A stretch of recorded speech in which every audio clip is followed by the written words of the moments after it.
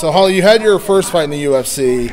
Now you've had a little time to kind of look back on it. Now you get ready for your second one. Were there nerves? Was there any nervousness in there? And how much better do you feel this time? I feel like there's a ton of nerves for every fight I've been in. It doesn't matter if it was my debut, even in an amateur.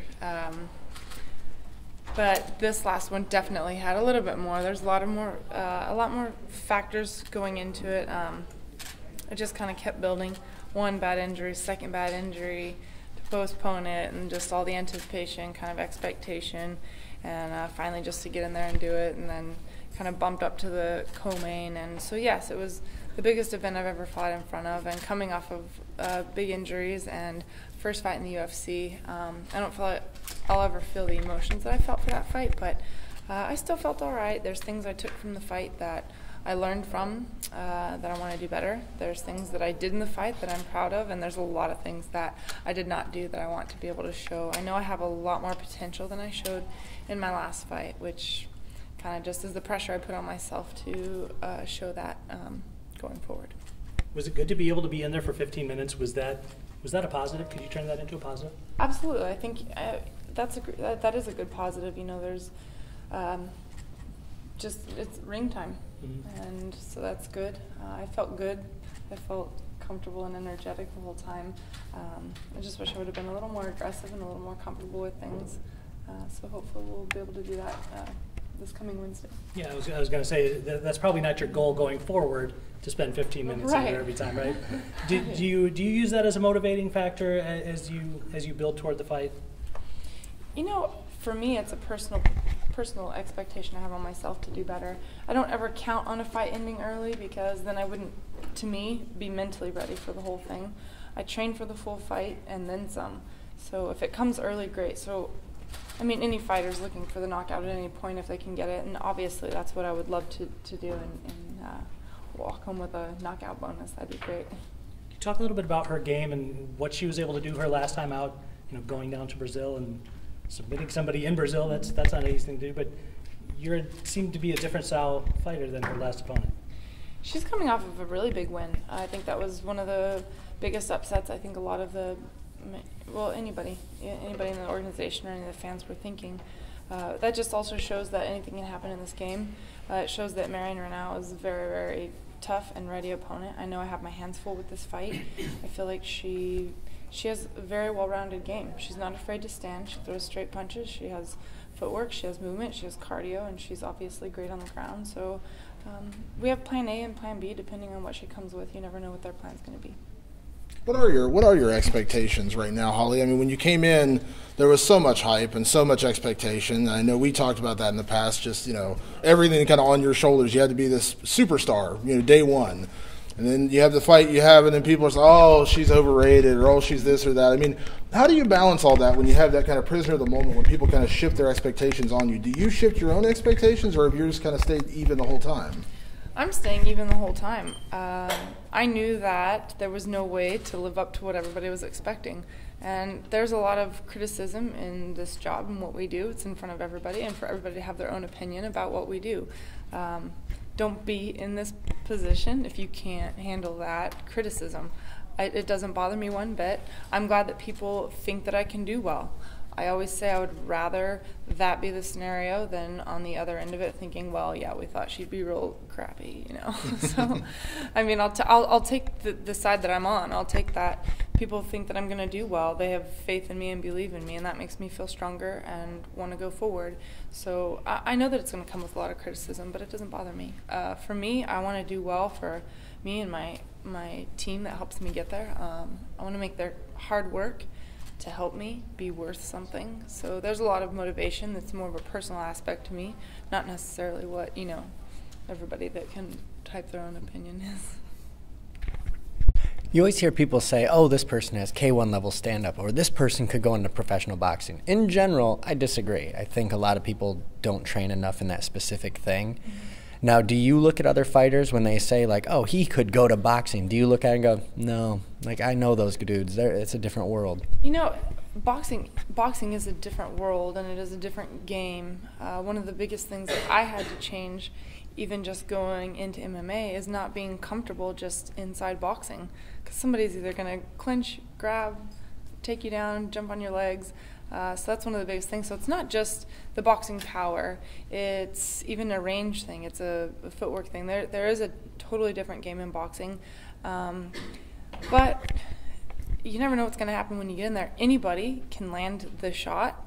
You could never fight a day in your life, get in, and you could just land a lucky shot. I mean, you never know what's going to happen when you get in there. So I like to look at every fighter and just fear everything that they have, so that I try to be on my best game.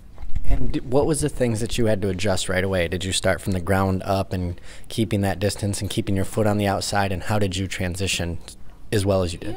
Just not inside boxing. You know, when you're in a boxing match, you can be against the ropes or put someone on the ropes, and you can stand this close to them and still be throwing punches, and they're not.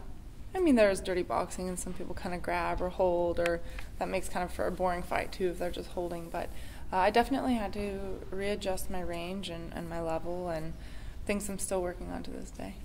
And have you noticed anything workout-wise, like, oh, I've never really had that injury in the back of my knee because I didn't have to worry about it with sprawls? Are you finding like new muscles and new injury things that come up? The injuries I had last year obviously wouldn't have happened from boxing. You know, I had a broken arm from a kick and herniated disc from wrestling, so that would have been nothing in a boxing match. However, I feel like there's more brain injury to be from boxing because everything is focused on punching you in the face. So each thing has its own, you know, things that can happen. You've been a part of Jackson's for a long time now. We know the wisdom that comes out of that camp. What was the best advice that Greg or Wink or Brandon Jackson, any of those guys gave you after your first fight, maybe what they've given you going into the second one? Because there is a lot of mental, and I know that's a big part of their teaching and their training is to kind of get you mentally ready as well. Absolutely. And with the last fight, we worked a lot on the clinch game. Raquel Pennington has, you know, she has some bulldog chokes, some guillotines. She reached for him from the clinch. We knew she'd probably be trying to shoot a little bit. So we worked a lot on the clinch game. And in the fight, you know, a lot of people were really upset with not getting, you know, a knockout kick to the head or something. But in the fight, that panned out very well. She wasn't able to take me down. The clinch work was fine. There's things I want to do. I wish I would have clinched. I wish I would have, you know, thrown more striking in the clinch. I would. So there's things that after that they say, okay, well, you know, she didn't take you down from here, but we need to capitalize on these moments and we need to move forward from here. And we did pick apart the whole fight and pick apart all the flaws that I had and try to get better from it. So just every fight creates something to learn from, and I want to be a sponge. I just constantly want to learn from each fight. And who does the deciding of what you're going to work on that day? Does Greg Jackson or Wink or anyone go, I'm going to watch this and you do it? It's a team effort, absolutely, which usually they're thinking the same thing. They're always on the same page, and I think that's what makes our team so great is because, you know, Mr. Winklejohn and Greg Jackson are very much on the same page. They were both telling me the same things as soon as I got. I mean, we didn't even wait till we got back to camp. It was in the locker room the night of the fight.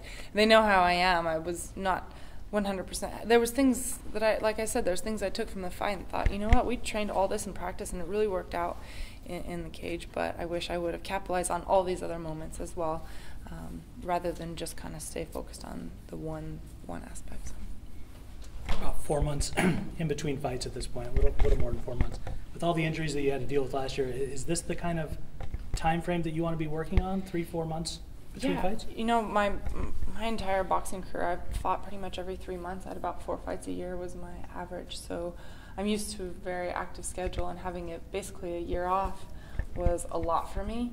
And then I had my fight, and there was so much leading up and so much anticipation for that fight. I didn't mind having the extra month to kind of decompress, you know. But I'm ready to rock and roll and just kind of keep on going with it, you know. I always feel like if we're in it, let's just do it. So there was kind of a hangover phase after the fight in February. Is that what you're saying? A little. I mean, I'm still working out. I didn't go, you know, spar for a couple days or a couple weeks. It's always good to give your brain a little bit of a rest. But strength training and you know, just running. We going up in the mountains, having some runs, or I teach some cardio kickboxing classes, and just kind of staying active, obviously. But it was nice to take a little break away from just, you know, the actual hard sparring and wrestling. Everybody knows, everyone famously remembers the video that came up before you made your UFC debut, you and working with Jon Jones. I know Jon has been going through his own things, but all of his teammates have been very positive, very by his side. Was he able to work with you for this camp, and have you been able to, work with him a little bit? I know everyone says he's back in the gym, and he's very positive, it seems like, from everyone I've talked to. I think Jon's been always a really supportive teammate, and I feel like he's even really put himself available since then. He's always been helpful.